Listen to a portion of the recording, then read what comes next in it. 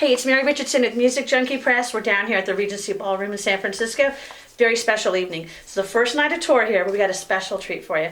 We got Aka and Pablo of Apocalyptica. Yeah. Welcome, welcome. Oh, thank you. Now, you guys just came in today. Did you do any sightseeing yet or anything, or just straight here? We will hang around a little bit on town. Yeah. Yeah, very good, very good. Now, this is your first night of the tour here. And literally, it's going to take you on, you're going to be on your tour here at 6 a.m. and then you go right into your headlining tour. Yeah. The Shadowmaker tour is very exciting for us.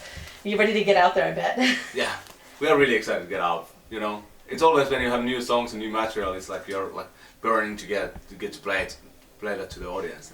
And today you guys released Slow Burn, which was awesome because people were tweeting it again, getting it out there, saying, I'm going to be out there tonight, you know. Yeah. And that's exciting. We only got 2 weeks left till the release. Yeah. It's an 8 studio album, awesome. You know, we have already played a couple of new songs like a Shadowmaker, Cold Blood, and Till Death Do Us Apart. And it's been a lot of fun to play the new songs. It is. Everybody's excited for the new music. I mean, how was it recording this time? Because I know you have Frankie Perez with you.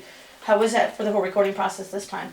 It was very different comparing to previous albums, because this time we were in a situation in studio that we were able to deliver everything by ourselves. So, you know, we were actually, when we started after the break, after 7th Symphony Tour, we started to work on new songs. I think talk about what kind of music we want to make. We actually found very clear vision pretty soon, how we want the album to sound, who we want to produce it. And when we came to this point, we had most of the songs written and a lot of vocal tracks. We're like, okay, we need to find a solution for this, how to do the vocals on this record. And having one more record with several guests, it was not the exciting option, you know, to repeat the same formula. So we decided, okay, we have to find a singer who can sing the full album and also make all the touring on the back of the record. So we made a little quiet audition and found Frankie Perez, and that actually changed a lot how we got prepared to the studio, because that was the first time ever we had a singer with us in the rehearsal room, like for weeks and weeks, you know. So we were able to rehearse with Frankie for a couple of weeks and do pre-production with the producer. So I think that affected a lot how the songs were arranged, and you know what kind of structure. The whole flow of it too. The whole flow was so totally different this time, and so we were really well prepared when we went to the studio. Yeah, and we literally locked ourselves, you know, 4 of us, Frankie and the producer Nick Raskulinex. We locked ourselves into the studio and made exactly the record we wanted to make. We didn't even have a record deal when we were working on the songs, so we didn't have to play the demos to anybody outside of the band. So it was totally opposite comparing the situation on 2 previous records where we had several guests, and you know, when we were in the studio we didn't know, we were still waiting a confirmation for this and that and that timing and you know this song. And so this is really independent. Yeah, it's very independent. That's great. I think it's a first those terms, it's a first that kind of band record since the album Cult, which was released 2000. Yeah. Because since then, on every album we have had guests.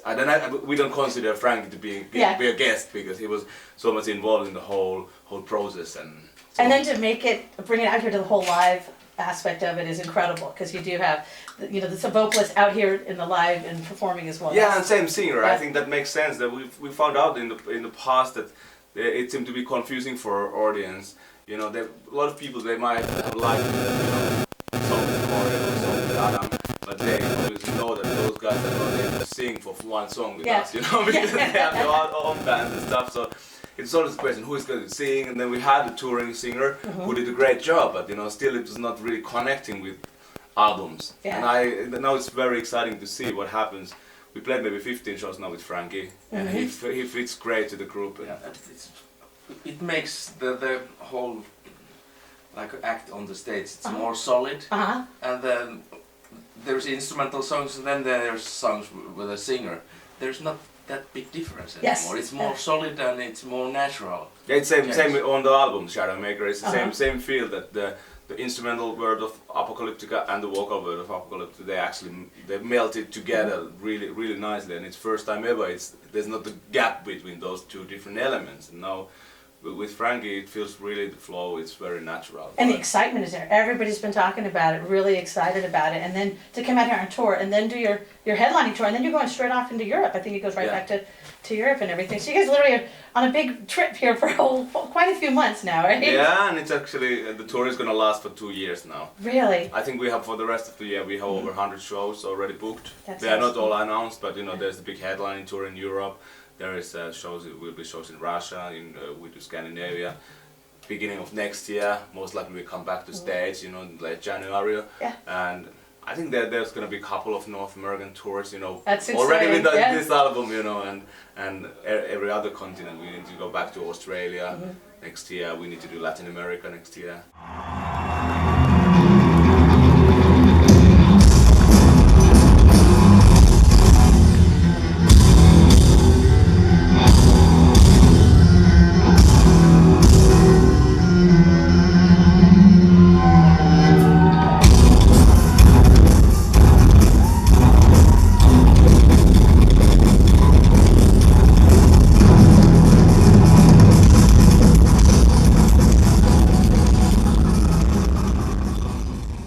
And you guys have a long history of music. That's the nice thing. Is you guys been, 20 plus years, out in the music industry. Is there something you've seen, probably all the changes that have come and gone in the industry? Is something that you'd like to see change again or be brought back, or after you've seen all the changes in the industry and the...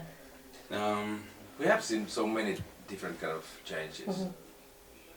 I would not be too worried about the changes. We will settle. Yeah. We will find our place. Yeah, it's the like system. people are so much complaining about, even the situation now is totally opposite to 20 years back. It was really like the bands made money with the albums. Yes, yeah. Artists made really good money with the album sales, and maybe not necessarily, it was more money there than on touring. Now it's opposite way around, and life is changing. I think people should rather, to focus on getting things better than moaning about and how it was always it was better in the old times, and many things has changed much better. The opportunities and possibilities what the internet gives, for bands who don't get the big labels, sign. It was really like big labels in the past. They decided all music which came available. Yes, exactly. And that, for pretty example, much is a can find great, people. yeah, it's a great thing that it opens it up. it's not in hands of few people. What kind of music will be produced and released, because whoever can release music. So that's cool. It's only then finding tools how people can find you of this overdose of music. And it's great for the fans and for the people to find, search for new kind of music, and that makes people to like music. Exactly. Interested of music. There's always option that no one is interested of music. And it's very much music is in the focus. I think Yeah. music is even more in focus than in the past, and it's all about music, and it's all about the talent, and it's all about the passion. It's that you can't fool people in these times. That's very true. Very true. And the thing is, your live performance is what brings them in. I mean, a lot of people, are internet based, or these musicians like that. But the neat thing is when you come to one of your shows, it's the live performance is what you and therefore you maybe need to work harder. Yeah. You need to work harder, because if you don't work hard and you're lame, in the opinion of audience, they pick up something else. So it's not like, even you're established, you can disappear like this, you can vanish, because people are all There's the so much out time there. keen, what's cool now and what they like. Of course, there's a challenge. It's like a album, making an album. It's still not a really cheap thing. Yeah, you need a lot of money. It's a big risk. It's a big, investment to make. And you never can expect the money get back. It's So a lot of work. You got to make work to pay your albums. Yeah. Well, that's why everybody's got to get out on the tour and see. The nice thing is that you guys bring such the live element, and everything comes to life on that stage, and that's why you're getting everybody a huge opportunity to come see. And also, this cool tour. thing on the internet. One more thing is like what we did with Shadowmaker. We released already in January. We released the first song on the internet. Yep. And we wanted to release a song because we knew that radio is not going to play a song which is 8 minutes long. Yeah. So, but this is actually the thing what we want to show to fans. Hey, this is Apocalyptica today. And then it just got them really amped up. Because for the commercial single, you always need to compromise a little bit. You need to get the most commercial song, and which necessarily doesn't tell too much about the rest of the material in the album. And that's what happened always in the past. But now we were able to drop new songs in the internet, like a teaser, to get fans, something, a vision what they can expect about the album. Now already 4 songs available for people who pre-order the album. So basically, internet gives the artistical freedom, kind of way. That's true. Because nowadays all the radios are so formatted. Yeah. So it's really you got to go in a small box. To get play. That's true, To get very the true. airplay. And that's why it's And it's out something there. like and that actually leads to the situation that the people who decide what's played in radio, they actually they decide what kind of music is available. Exactly. But It's up to the listener to get out there and find but it. the internet is luckily breaking that. Definitely. No, I think it's going to be great.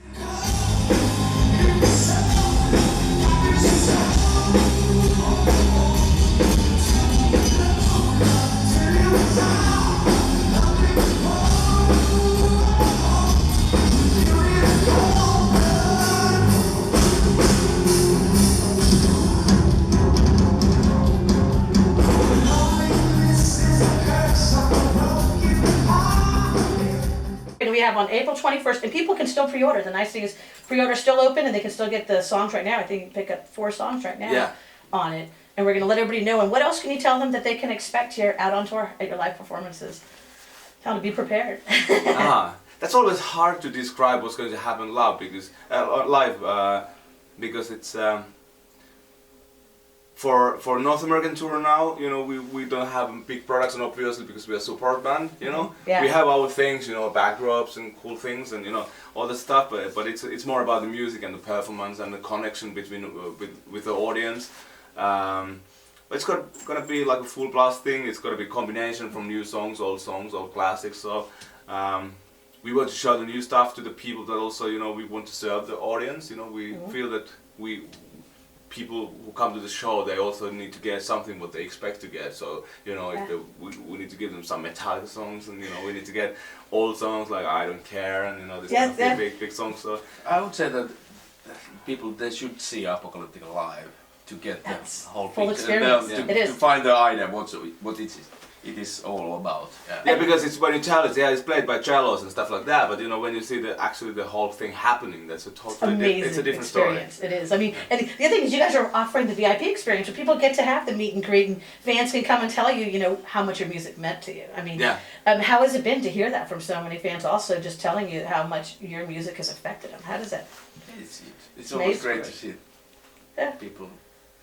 Well, we're looking forward to it. We're going to be down there on the road, Ryan shooting, and we'll be able to, spread the word, and we'll be waiting for April 21st. Everybody's going to be blown away. We're excited. Yeah, we're happy how the album came out. We're super happy because now everything, as I said earlier, everything was depending on us and on our decisions. And we did that. We had a slogan on the recording. It was like "Be brave." So everything, all the musical decisions and everything was really like not trying to be lame, more if you go left, then go as left as you can, I like that. and not like making average, like but maybe people expect this, and maybe this should be this. Normal at the moment, all the record companies, they are always so scared. Play it safe, Everybody, play it safe, yes, we are so scared that that's not working, we are so scared that's not working. Fuck you. We're like, we're going straight down this road. So that's why we were like, be brave. Yep, I like that. So we were very happy with the fact that we got Greg Fidelman to mix the album, that really he was able to deliver the sound that we've been looking for a really long time. The very punchy, very characteristic sound which is close to you, and it's I think this album sounds more cello than many previous records. Even it still has even more character and more punch and stuff, but it's really big difference to guitar sound. It's not this time, and then that's something we've been working hard for years and years and years how to do it. Really draw it and out. many times it ends up when you get lost in the woods. Then it ends up that more distortion, and then it's like it's too close to guitar. Too close to guitar. Yeah, so I think that's a big difference in the sound of this record. Actually, if you play cello really acoustically, you play like a fifths, like a 2 strings at the same time, and you play with full force. And if you just mic it up like acoustically, there's a lot of like natural distortion, and you can't even imagine how much there is. and now we create a kind of sound where that acoustic cello is quite strong on the mix. So Yeah, it's very dominating. Very cool, very cool. We're looking forward to it. We're looking forward to the show tonight. And lastly, is there anything else you'd like to share with your fans and our audience? Be brave. Be brave. Great to have you around. Thanks for supporting, and hopefully we will have a long journey together in the future as well.